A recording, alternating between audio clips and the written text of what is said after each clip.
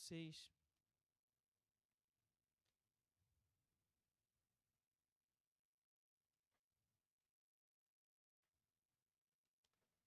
Mateus, o capítulo 6, nós vamos ler do verso 1 até o verso 18.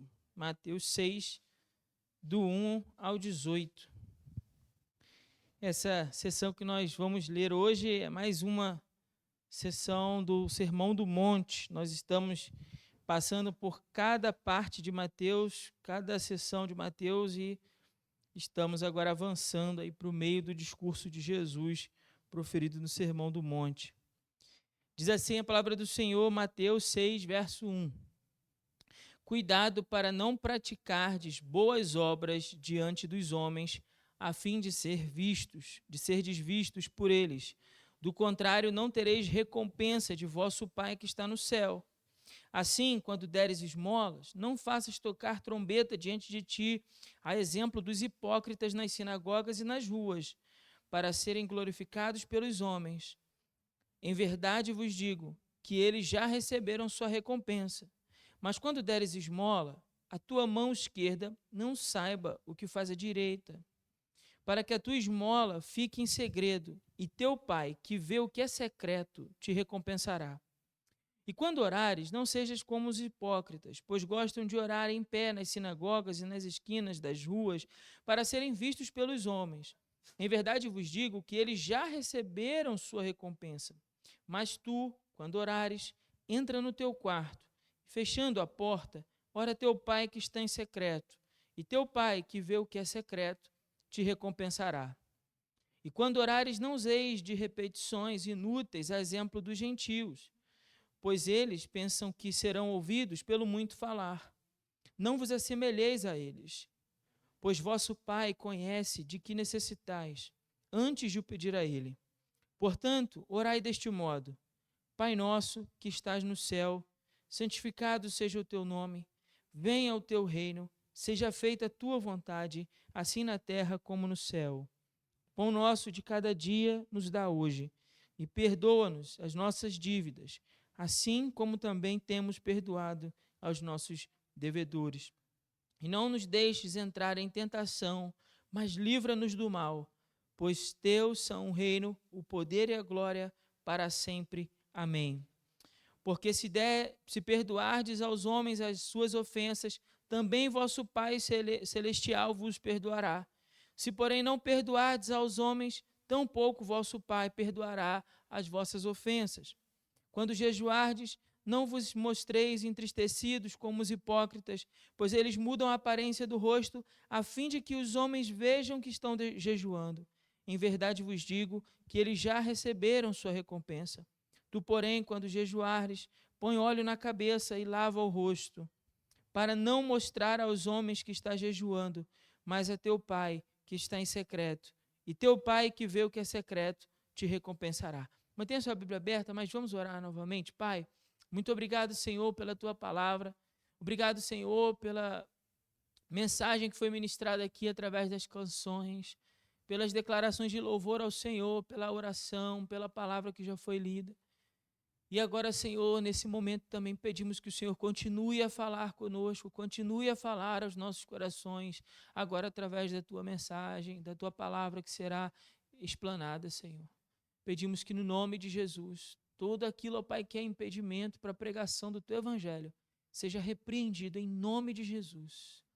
Tudo aquilo, ó Pai, que nos afasta do Senhor, tudo aquilo que nos impede de ouvir a tua voz, que no nome de Jesus, toda a armadilha do inimigo seja frustrada para a glória do teu nome, e que não apenas os nossos ouvidos estejam abertos, mas o nosso coração, Senhor, esteja aberto e receptivo à tua palavra. É o que nós te pedimos em nome de Jesus. Amém.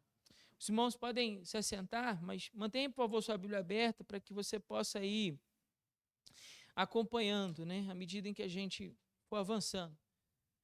Como eu já disse, nós estamos, nesse momento, lendo o Sermão do Monte, o discurso conhecido como Sermão do Monte.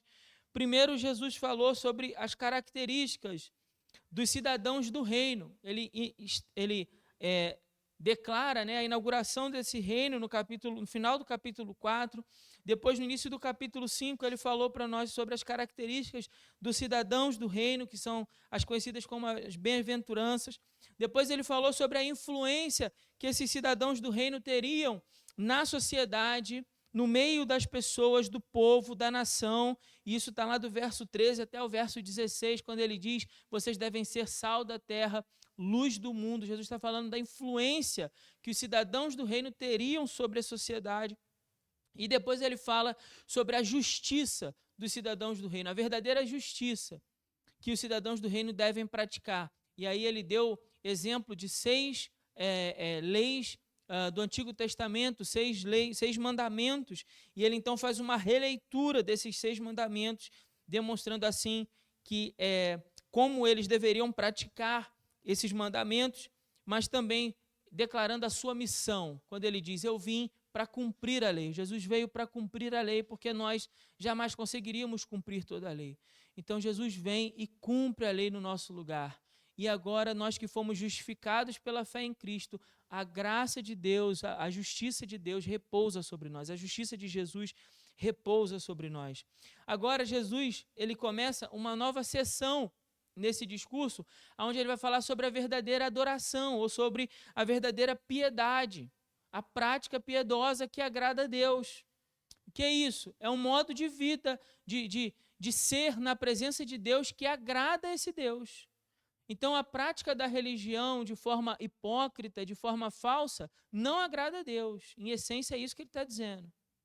E o que Deus deseja de nós, então? Deseja que eu e você venhamos a praticar uma piedade que seja genuína, que seja verdadeira, que não seja falsa ou hipócrita. E é disso que ele está falando aqui para nós. Segundo Jesus, segundo as palavras de Jesus, a verdadeira piedade deve ser praticada em secreto. Ela deve vir do interior do homem, que realmente deseja agradar a Deus, sem qualquer necessidade de ser vista ou reconhecida pelos homens. Jesus adverte aos seus ouvintes sobre o perigo de viver uma falsa espiritualidade. O desejo de serem reconhecidos pelos homens acerca das suas boas obras poderia anular toda e qualquer recompensa real que viesse por meio do Pai. Então é isso que Jesus está falando, esse desejo exagerado por ser reconhecido pelas pessoas na prática, na vida piedosa, poderia então anular toda e qualquer recompensa que nós viéssemos a receber por meio do Pai. E é isso que a gente vai explicar aqui ao longo desse sermão. O texto apresenta para nós uma estrutura simples. A estrutura, Jesus pega 3 práticas piedosas e faz então uma releitura dessas práticas para mostrar de que maneira nós devemos agradar a Deus. Então ele fala primeiro quanto às nossas contribuições, isso aparece aí do verso 2 ao verso 4, se você tiver aí com a sua Bíblia aberta, e do verso 5 até o verso 15, quanto às nossas orações, e depois, verso 16, 17 e 18, quanto ao nosso jejum.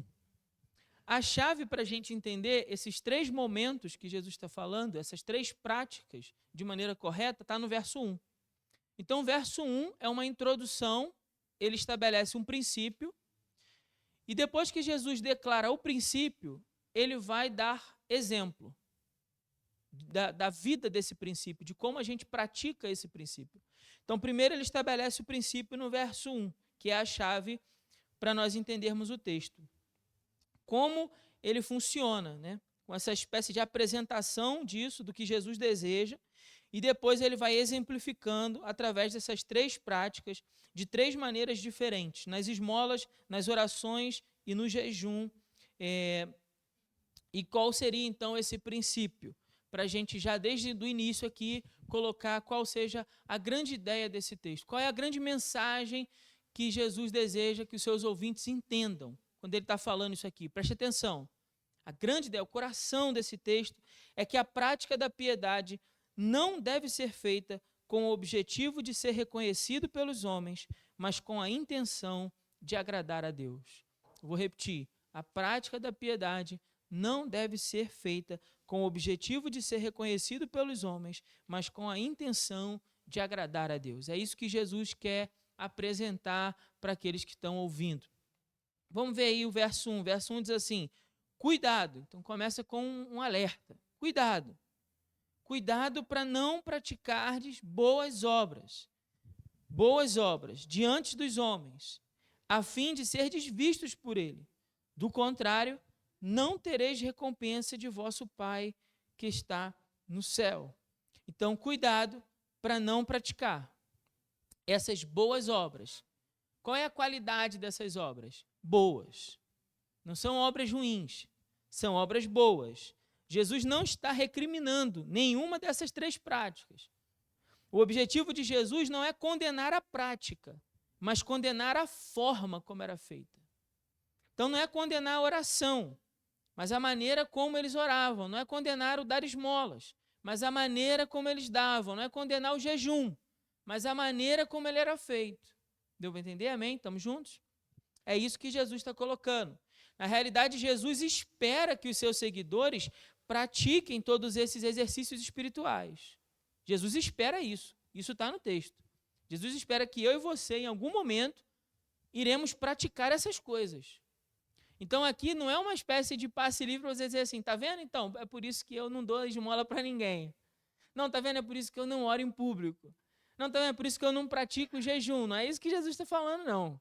Jesus espera que eu e você venhamos a praticar essas coisas. Olha só, vamos ver isso no texto. No verso 2, na parte A, diz assim, assim, quando fizeres o quê? Quando deres esmola. Quando deres esmola, não é se você vai dar esmola. Se fores dar esmola, percebe? Tem uma condicional aqui. Eu posso dar como eu posso não dar. Não é isso? Não é isso que ele está falando. O texto está dizendo, quando deres, tem uma relação de tempo. Não se você vai dar ou não, mas quando isso será feito. No verso 5, observa por favor na sua Bíblia, verso 5, parte A. E quando o quê? Orares. Então não é se você vai orar ou não. É quando você vai orar, é diferente. Aqui a questão é o tempo, quando é que isso vai acontecer? Quando você for orar, porque Jesus espera que você ore, é assim que você deve fazer. Verso 16, parte A. Quando, o quê? Jejuares. Tá vendo? Então, isso sugere que em algum momento você vai jejuar. Não quer dizer que você vai ou não, ou se jejuar, mas quando jejuares. Então, Jesus espera que você dê esmolas àqueles que precisam, ajude o necessitado. Jesus espera que você ore, em público ou em particular. Jesus espera que você jejue. Tudo isso sugere apenas um momento, mas que os seus discípulos fariam essas coisas. A preocupação de Jesus não é o ato, mas a motivação para o ato. Ser vistos pelos homens é o perigo aqui, é o alerta de Jesus. Cuidado, não com o ato. Você deve praticar o ato, mas com a motivação. O que me levou a praticar isso? É o desejo de ser visto pelos homens? Então, nesse momento ali, aquela prática ela foi inútil. Então, veja só, no verso 2, isso fica... agora eu vou demonstrar em cada parte dessas sessões como isso está demonstrado, esse objetivo de ser visto pelos homens. Olha como é que se repete também. Primeiro ele repetiu, quando deres esmola, quando orares, quando jejuares, e a gente já entendeu que essas são práticas boas, são boas práticas. Agora, quando ele trata da motivação, veja como as expressões também se repetem. No verso 2, ele fala assim, na parte B, fala assim, para serem glorificados pelos homens. Então, dar esmola, mas com que objetivo? Para ser glorificado pelos homens. Verso 5, ele fala, na parte B, para serem vistos pelos homens. Está acompanhando aí na sua Bíblia? Para serem vistos. Então, por que essas pessoas oravam em público? Para agradar a Deus? Não, mas com que objetivo? Para ser visto pelos homens. Verso 16. Verso 16, parte B, diz assim, a fim de que os homens vejam o quê? Que estão jejuando. A fim de que os homens vejam que estão jejuando. Então, veja, em cada uma das sessões, o que Jesus está condenando não é a prática, mas a motivação daquele ato. Quando a motivação é para ser glorificado pelos homens, a minha esmola, a minha ajuda ao necessitado não me valeu. Quando a minha motivação para orar é ser visto pelos homens como alguém mais santo, mais espiritual, então a minha oração não valeu. Quando o meu jejum é com o objetivo de que as pessoas me vejam jejuando, né, diga assim, olha que homem santo, que mulher santa ali jejuando, então aquilo não valeu. Então Jesus está condenando aqui o objetivo, a motivação para essas práticas. E em todos esses versos, no verso 2, no verso 5 e no verso 16, uma outra expressão repetiu. Talvez você não percebeu quando a gente leu, mas a expressão é a seguinte, está no final dos versos. Olha aí, ó. No final do verso 2, qual a expressão que aparece? Já o quê? Receberam sua recompensa. Final do verso 5. Já. Final do verso 5, você está acompanhando? Sua recompensa. Final do verso 16. Já receberam a sua recompensa. Por que ele está insistindo nisso? Será que Jesus está fazendo uma espécie de brincadeira? Será que Jesus está um certo tom de deboche? Não, Jesus está falando literalmente, eles já receberam. Porque veja só, qual era o objetivo deles darem a esmola? Ser glorificado pelos homens, ser visto pelos homens. Qual era o objetivo deles orarem em praça pública? Serem vistos pelos homens. Qual era o objetivo deles aparentarem estar jejuando? Ser reconhecido pelos homens. Então Jesus está dizendo, bom, já recebeu. Se era isso que vocês estavam em busca, está tudo certo. A conta já foi paga. Deu para entender? Porque o objetivo já foi alcançado. O objetivo era que você fosse reconhecido pelos homens. E quando você fez isso, os homens reconheceram, disseram, nossa, está vendo? Que homem piedoso, que mulher piedosa, que homem santo. Que gente santa. Então, nesse momento, a recompensa que essas pessoas estavam em busca já foi recebida. Esses atos foram praticados a fim de serem vistos pelos homens e não com o objetivo de glorificarem a Deus. E esse era o desejo de Jesus, que eles entendessem que a prática da piedade deve ser feita com o objetivo de glorificar a Deus, porque é Deus que recompensará. E isso ele também repete. No verso 4, no verso 6 e no verso 18. Ele vai repetir a mesma expressão, ele vai dizer, e teu pai, que vê o que é secreto, te recompensará. Estou lendo o final do verso 4. Depois no verso 6, se você quiser acompanhar aí na sua Bíblia. E teu pai, que vê o que é secreto, te recompensará. Final do verso 18. E teu pai, que vê o que é secreto, te recompensará. Você acha que Jesus está repetindo isso à toa? Sem um propósito? Só para jogar palavras ao vento? Não. Então ele está dizendo, olha, se você está praticando a piedade com o objetivo de glorificar a Deus, fique tranquilo, Deus há de recompensar. Agora, tem algumas observações que a gente tem que fazer sobre isso aqui, que são importantes, sobre essa questão da recompensa. A primeira delas é que a própria Bíblia diz, em Hebreus capítulo 11, verso 6, que Deus é galardoador, ou seja, Deus é recompensador daqueles que o buscam. Então não é errado que eu e você esperemos que em algum momento Deus nos recompense. Tá certo? Isso não é errado. O que é errado é o tipo de recompensa que a gente espera e o tempo dessa recompensa. Isso também é errado. Veja só, Jesus não está ensinando aqui uma religião meritocrática. Como assim? Eu fiz, eu dei a esmola, então Deus vai me pagar. Já ouviu isso por aí? Não, você fez, então Deus lhe pague. Né? Como Deus vai pagar. Ou aquela foi uma graça alcançada, uma expressão comum aí que a gente ouve bastante. A graça alcançada. Se eu posso alcançar, não é graça. Porque a graça é um favor que eu não mereço. A graça é um favor que eu não consigo pelas minhas próprias mãos. A graça é um favor que nós recebemos de Deus. Então não existe graça alcançada. A graça que me foi derramada sobre mim, a graça que me foi dada por Deus, não por mérito meu, mas por obra da sua graça. Por obra do favor imerecido que desce do céu sobre nós. Então, Jesus não está ensinando uma religião meritocrática. Nós sabemos que toda dádiva vem de Deus. Amém ou não? Toda boa dádiva desce dos céus e é um dom de Deus. E que a graça é esse favor imerecido que nós nada podemos fazer para alcançar. Então, você não pode trocar. Você não pode barganhar com Deus. Seja por meio da esmola. Está vendo, Senhor? Olha aqui como é que eu sou uma pessoa boa. Deus, ó, olha para mim, tá? Porque aqui, ó, eu estou ajudando essa pessoa aqui. Né? No primeiro momento, está falando assim, ó, não fica preocupado com o que as pessoas vão pensar, não. Mas no segundo momento, eu estou preocupado com o que eu vou pensar e estou dizendo assim, Deus, aqui, ó, estou ajudando, hein? Ó, aqui. Então, isso é uma troca. Ou então, ó, eu vou orar. E aí eu vou orar e Deus vai fazer. Né? Porque a oração, ela move o coração de Deus.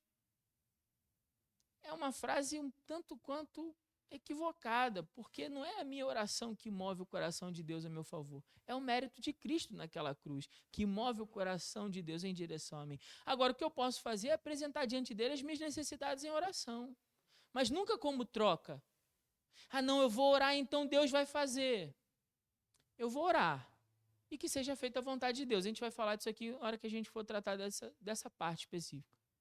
Percebe? Ah, eu vou jejuar, e então vou jejuar, e aí vou fazer um voto com Deus, não vou comer e nem beber, para que Deus faça isso. Está certo isso? Não. Porque se Deus decidir fazer, é obra da sua graça. Não é porque eu jejuei, não é porque eu orei, não é porque eu dei esmola, mas é porque Deus decidiu nos abençoar. Agora, isso significa que você não deve fazer essas coisas? É isso que eu estou dizendo? Não. Graças a Deus você entendeu isso. Você vai fazer com o objetivo de glorificar a Deus. E a recompensa virá do Senhor. A recompensa virá do Senhor, porque a Bíblia não mente. Deus não mente. Deus é galardoador dos que o buscam. Hebreus 11:6. Como essa recompensa se dará? Não sabemos. Normalmente, a gente erra por achar que essa recompensa ela é material ou imediata. Não é assim? A gente normalmente pensa que essa recompensa que vai vir de Deus, que Jesus está falando, ela é material ou imediata. Então, a recompensa que o texto se refere pode simplesmente ser correspondente ao que se busca naquele ato. Veja só, quem praticou a dar esmola a fim de ser visto, recebeu a recompensa. Foi visto pelos homens, foi louvado pelos homens. Jesus falou, ó, recebeu a recompensa, está feito.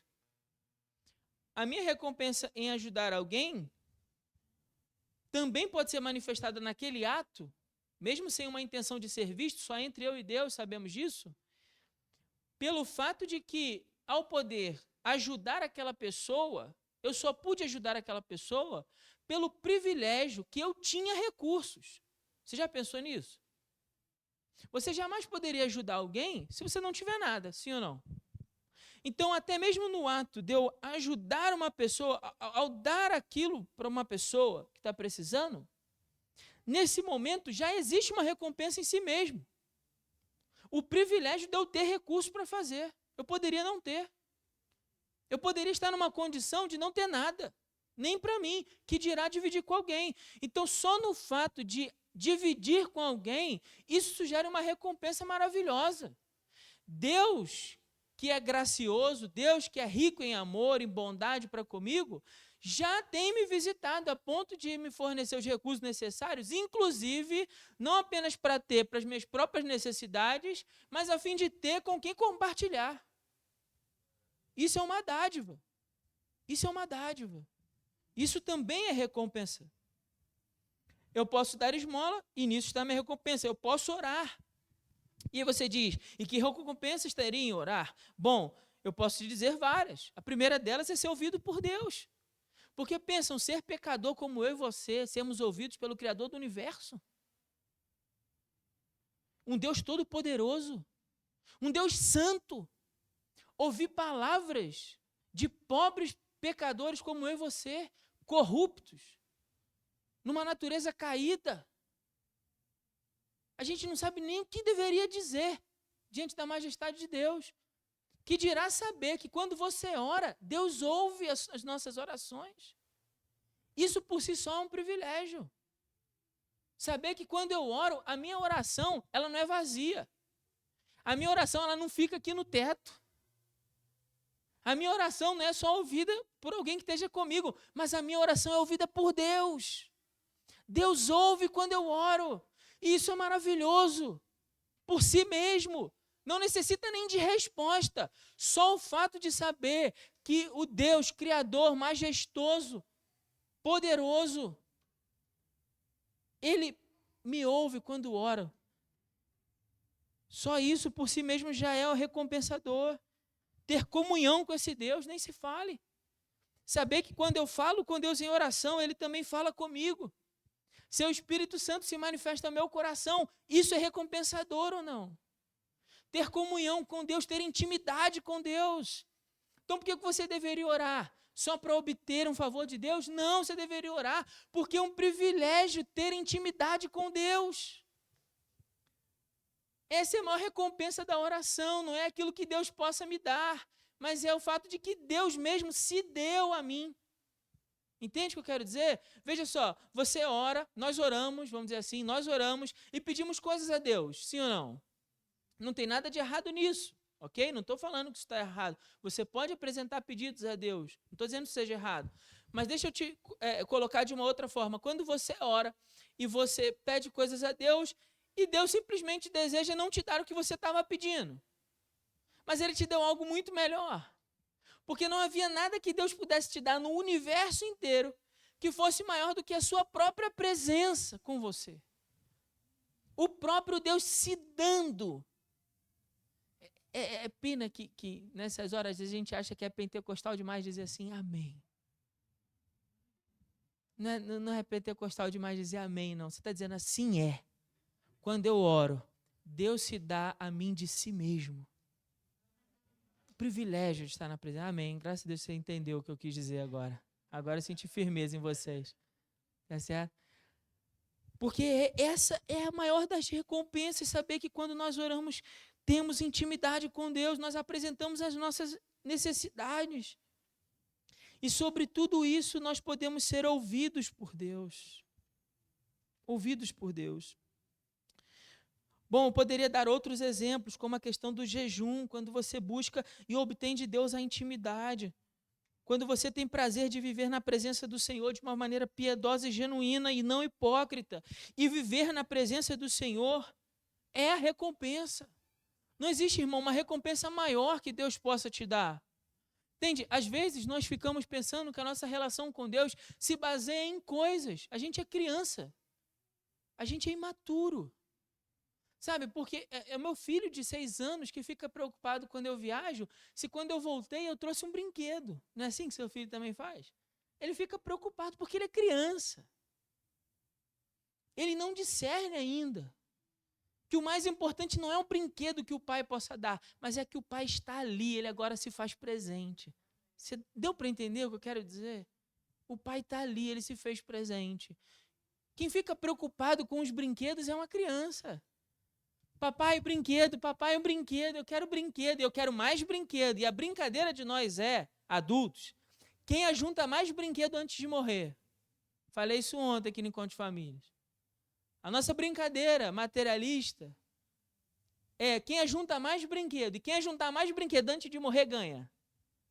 Aí a gente está nessa corrida exagerada e a gente carrega isso na igreja. E a gente carrega isso para a nossa relação com Deus.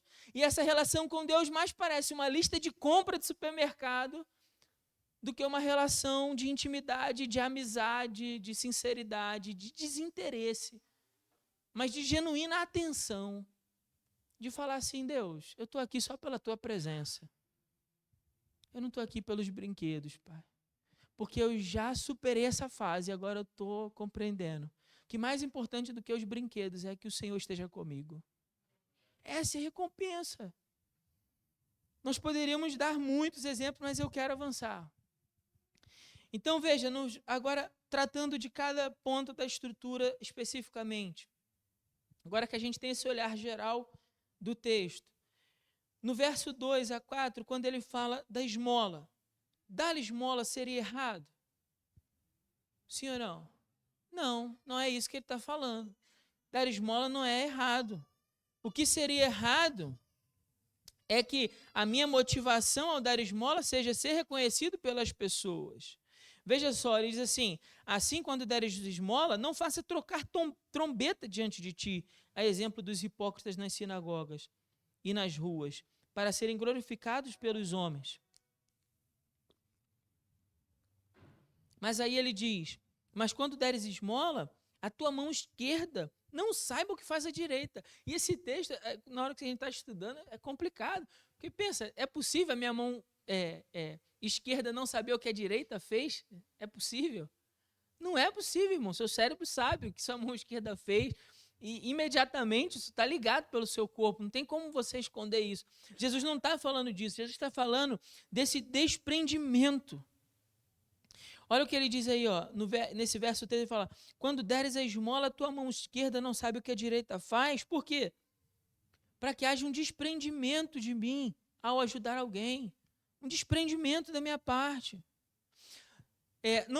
Não significa, irmãos, aqui tem um detalhe importante para a gente pensar à luz da Bíblia, né?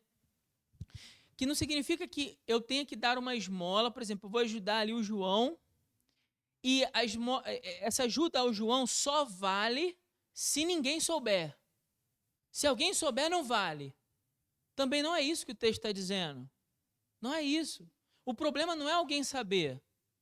O problema é a motivação pela qual aquele ato se torna público. Porque, veja, Jesus não poderia se contradizer. Nesse mesmo discurso, no capítulo 5, versos de 13 a 16, ele diz que eu e você seríamos sal da terra. Então o mundo veria a nossa diferença. Nós seríamos luz do mundo. Então o mundo testemunharia a nossa diferença. O mundo tomaria conhecimento dos nossos atos. O que ele está dizendo não é isso. Não é que esse ato seja errado se ele se tornar público. Ele é errado se o interesse dele for as pessoas. E isso que é errado. Porque eu posso ajudar o João e, de repente, o João até se sentir vontade para contar isso para o Pedro. E aí, daqui a pouco, o Pedro, Tiago, os apóstolos inteiros sabem do negócio. Não é assim que acontece? De repente, todos os apóstolos vão ficar sabendo. Eu ajudei o João. O João quis contar. Mas a minha intenção não era tornar público para todos os apóstolos que eu ajudei o João. Deu para entender? A minha intenção não era essa. E aí na Bíblia a gente tem alguns exemplos disso. Lá em Atos, por exemplo, capítulo 4, versos de 34 ao 37, aparece o exemplo de Barnabé. Barnabé foi um homem que vendeu um terreno, pegou todo o dinheiro desse terreno e ofertou. E a igreja sabia disso. E Deus aprovou a oferta de Barnabé. Não é isso? Sim ou não? Aprovou, Deus aprovou. Aquela oferta se tornou pública. Mas aquela oferta não foi dada para que as pessoas soubessem. Agora, na sequência, o texto conta a história de Ananias e Safira. Uma outra oferta que também se tornou pública. Mas essa oferta do capítulo 5, versos de 1 a 11, essa foi reprovada. E por que foi reprovada? Porque se tornou pública? Não. Mas porque a intenção era ser reconhecida pelos homens. Então é isso que Jesus está dizendo. Não é que eu só vale se eu ajudar em segredo. Às vezes, o fato de eu ter ajudado e aquilo se tornar público é até um encorajamento para que outros também ajudem. Não é assim? Às vezes aquilo vai encorajar outras pessoas a ajudarem. Veja o que está acontecendo, por exemplo, no Rio Grande do Sul. Pessoas ajudando e isso encorajando outras pessoas a ajudarem também. Então, louvado seja Deus por isso.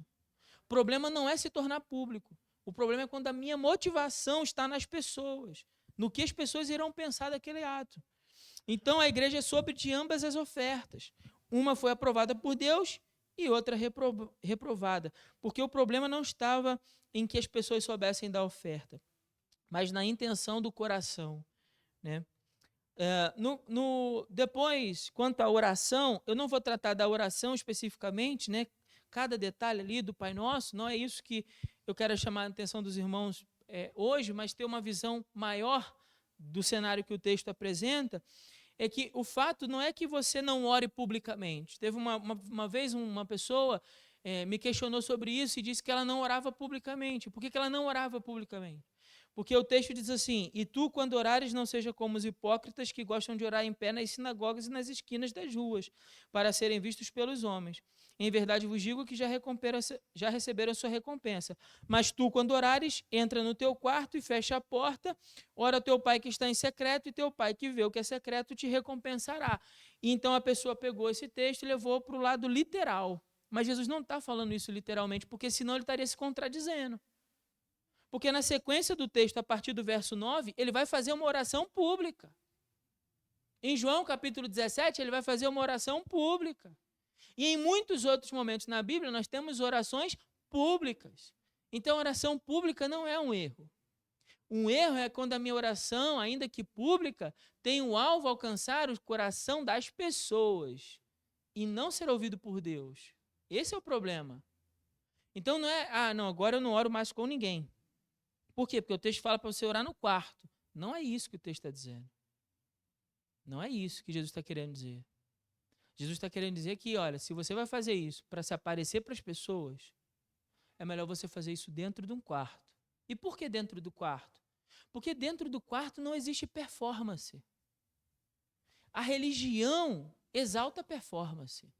Eu posso vir aqui ao púlpito diante de você e ter uma performance de alguém santo, espiritual, quando na realidade meu coração está dominado pelo ódio, pela amargura, pelo engano, pela religiosidade,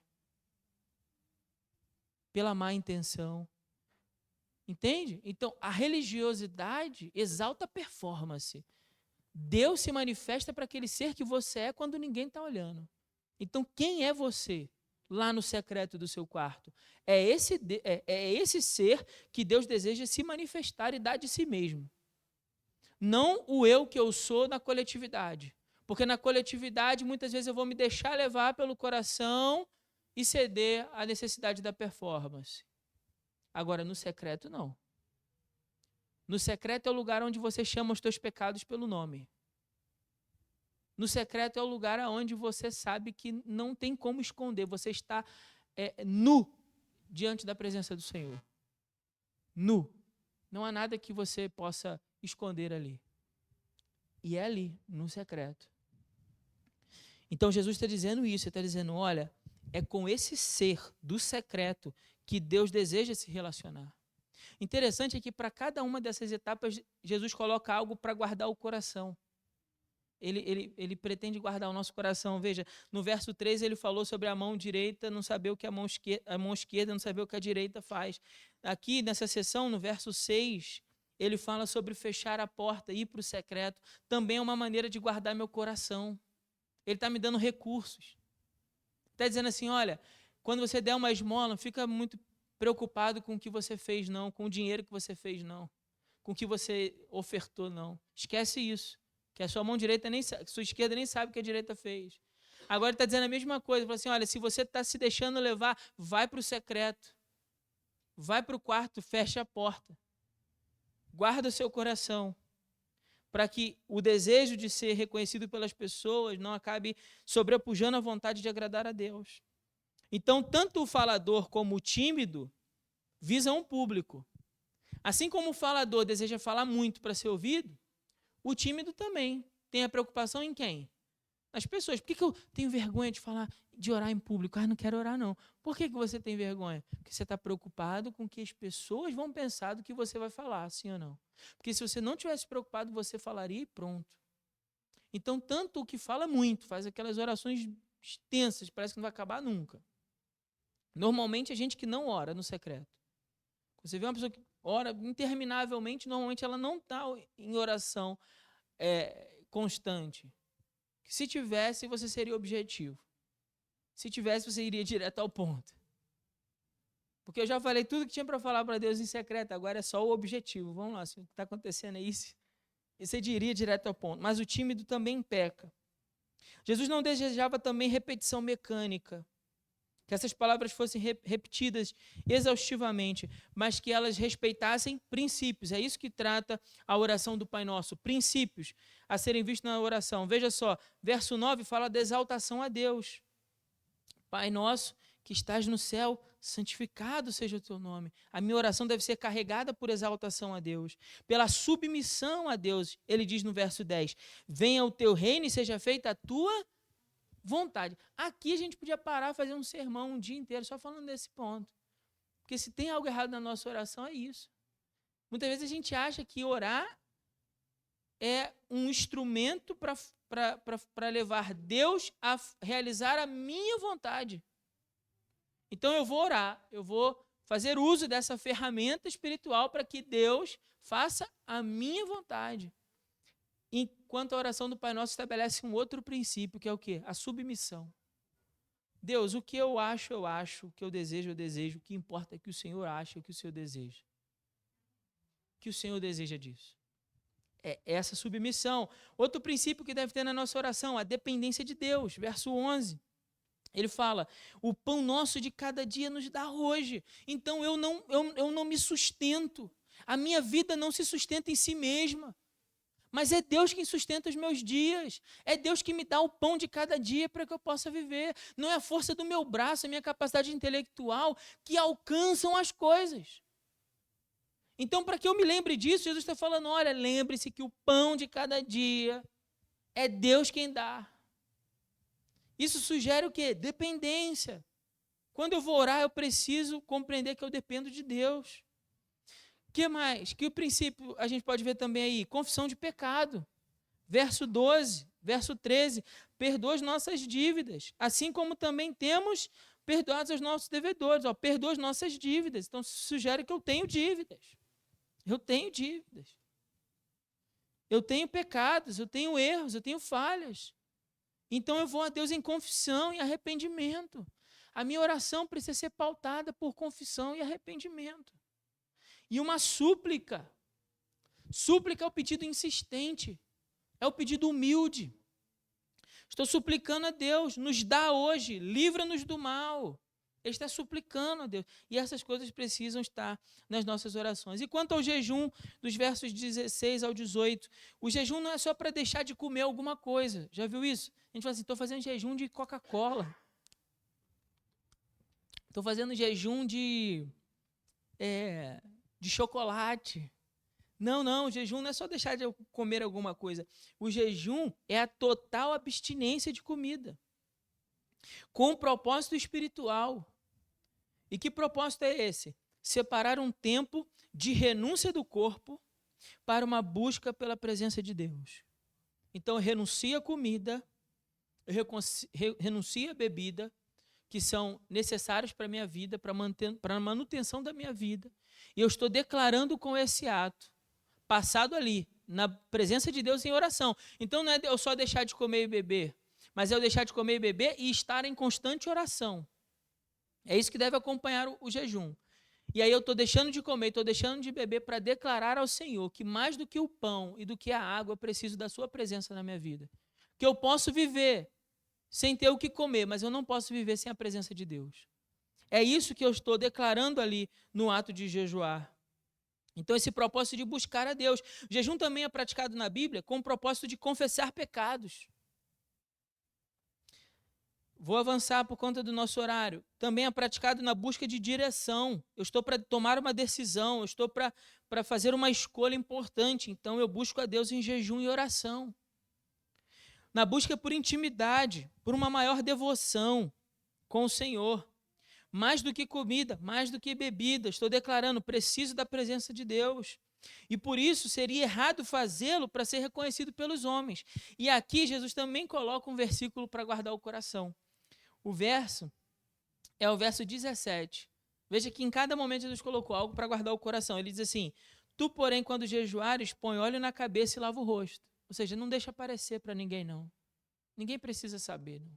É só você e eu. Então, para cada etapa, é tão bonito ver isso, que para cada etapa Jesus colocou algo, porque ele sabe que o meu e o teu coração são muito suscetíveis a ser deixado pelo aquilo que os outros pensam. Na verdade, nosso coração é ainda mais enganoso. Que ele não só é levado a pensar pelo que os outros acham, mas até o que a gente mesmo acha. O importante é que eu penso sobre isso. E também não é isso que o texto está dizendo. O que o texto está dizendo não é que as pessoas pensam do que você faz, e nem o que você pensa sobre o que você faz. mas o que Deus pensa sobre o que você faz. É isso que importa.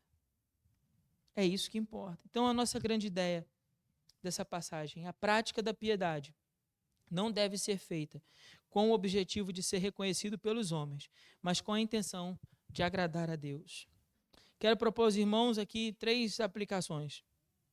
Não deixe de ajudar aqueles que se encontram em dificuldade. Não deixe, irmão, de ajudar. Uma vez a pessoa falou, eu vou ajudar quem está com dificuldade. Se a pessoa pegar esse dinheiro aqui e fizer outra coisa. Se ela pegar o dinheiro e fizer outra coisa, o problema é dela.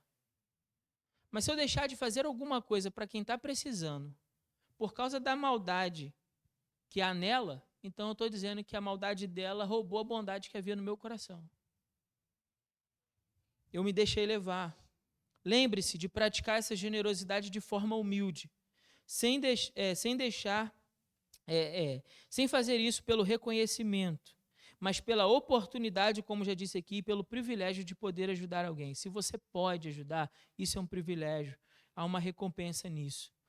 Segundo, ore sem cessar, seja em público, ou seja com alguém, ou seja em particular, ore sem cessar. Mas lembre-se, Deus se relaciona não com aquele que nós somos na coletividade. Deus se relaciona com o eu que somos na individualidade. O eu que se manifesta quando ninguém está olhando. Lembre-se disso. Ore sempre, seja em público, seja em particular. Mas lembre-se, o que Deus deseja se manifestar, se relacionar com o eu que você é quando ninguém está olhando. E para a gente terminar, todo o favor que desce do céu sobre nós, toda a graça foi alcançada não pelos nossos méritos. Não é porque eu dou esmola, não é porque eu oro, não é porque eu jejuo, mas pelos méritos de Cristo na cruz, que cumpriu toda a lei de Deus e se entregou a si mesmo como sacrifício pelos nossos pecados. Então toda recompensa, toda boa dádiva que recebo do Senhor vem pelos méritos alcançados de Cristo naquela cruz. É a compreensão dessa graça imerecida que nos foi dada, que deve nos conduzir a uma vida piedosa. Então eu compreendo que tudo é graça, compreendo que a graça foi derramada sobre mim, e aí então essa graça me conduz a praticar uma vida piedosa, não pelo reconhecimento dos homens, mas para glorificar Deus, para glorificar a Deus. Amém? Que Deus nos abençoe com a sua palavra no nome de Jesus. Eu vou chamar o Ministério de Louvor